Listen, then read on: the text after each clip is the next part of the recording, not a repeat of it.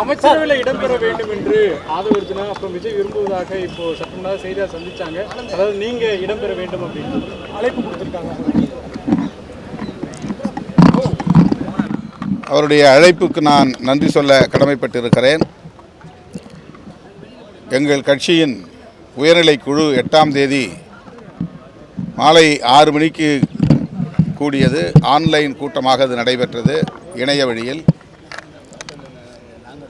9 மணி அளவில் அது நிறைவு பெற்றது.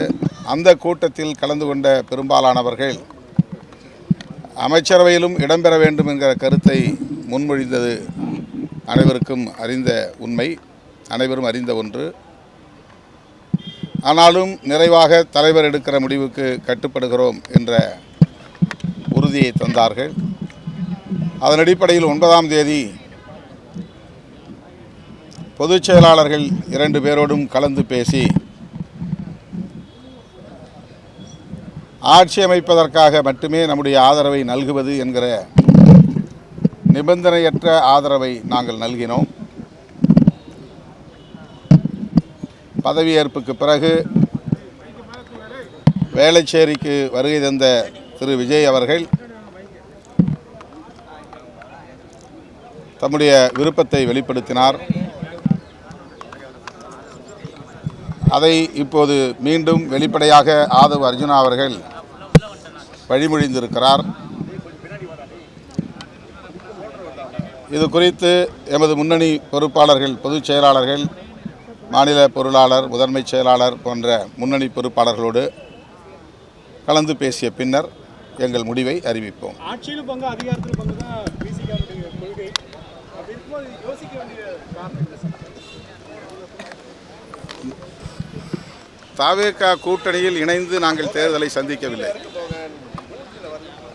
நாங்கள் இன்னொரு கூட்டணியில், திமுக கூட்டணியில் இடம்பெற்றிருந்தோம்.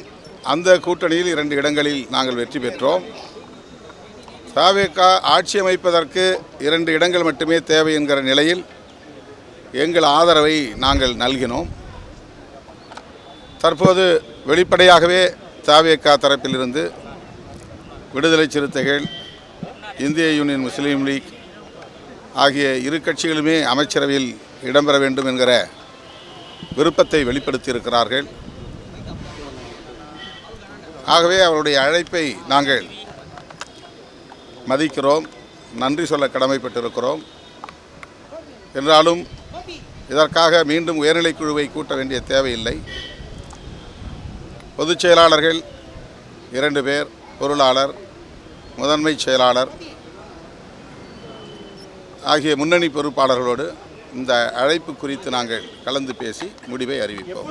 செய்திகளை உடனுக்குடன் தெரிந்து கொள்ள கீழ்கண்ட கேபிள் மற்றும் டிடிஎச் நெட்வொர்க்குகளில் எம்நாடு செய்தி தொலைக்காட்சியை காணுங்கள்.